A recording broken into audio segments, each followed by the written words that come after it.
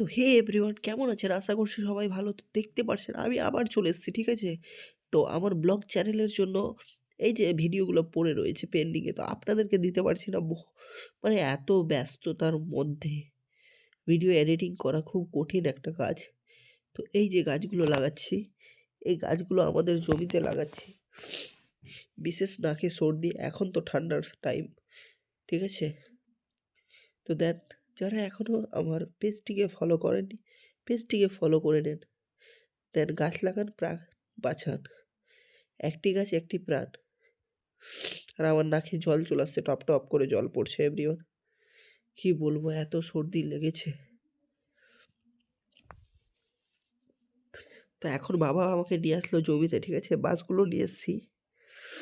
তো আরেকটা দাদা রয়েছে যে কাজ করছে এখানে আমার সাথে, ঠিক আছে? তো এই যে গাছে সব মাটিগুলো দিয়ে দিচ্ছি। আমাকে গাছ লাগাতে বেশ ভাল লাগে। তো আমার বাড়িতে বিভিন্ন ধরনের গাছ রয়েছে। আপনাদের দেখার ইচ্ছা হলে আমার বাড়িতে আসুন, আর গাছগুলো বেশি ফলের গাছ দেখতে পাবেন, ঠিক আছে?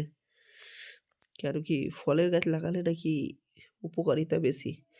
মানে আপনার পয়সাটা উসুল হবে যখন আপনার, কি বলবো, কেউ বাড়িতে আসবে তো ওকে বলতে পারেন কোনো ফল খাবেন।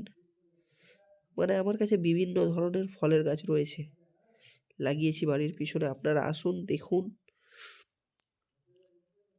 তো এখন যে গাছগুলো লাগাচ্ছি সেখানটায় আমার দাদাও রয়েছে। আর দেখো কতগুলো গাছ লাগাচ্ছি, 60টা গাছ, ঠিক আছে? আমি ওই সাইডে, এই যে দাদাটা, একে বললাম দাদা তুমি বাঁশগুলো ফাটাও। সম্পর্কে দাদা হয়, বাড়ির পাশে বাড়ি, ঠিক আছে? দেন ফিরোজদা এখন কি করবে, বাঁশগুলোকে কাটবে। বুঝছো কি বলছি? মানে বাঁশগুলো ফাটার কারণ একটাই, কি ওখানে, কি বলে ওটাকে, আমি বলতে উঠে পারছি না আমাদের গ্রামের কথা, সাপোর্ট দেওয়া, ঠিক আছে?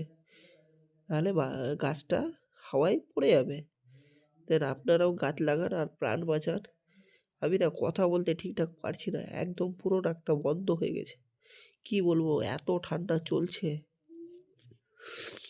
ঠান্ডায় আপনারা বাড়ি থেকে বেরাবেন না। আর এখন বৃষ্টি চলে এসছে গাছ লাগাতে লাগাতে। তো নেক্সট ব্লগে আবার আপনাদের সাথে দেখা হবে, ঠিক আছে? তো আজকের জন্য এখানে তো বলছি, ঠিক আছে, বাই বাই বাই। থাকেন, ভালো থাকেন, সুস্থ থাকেন।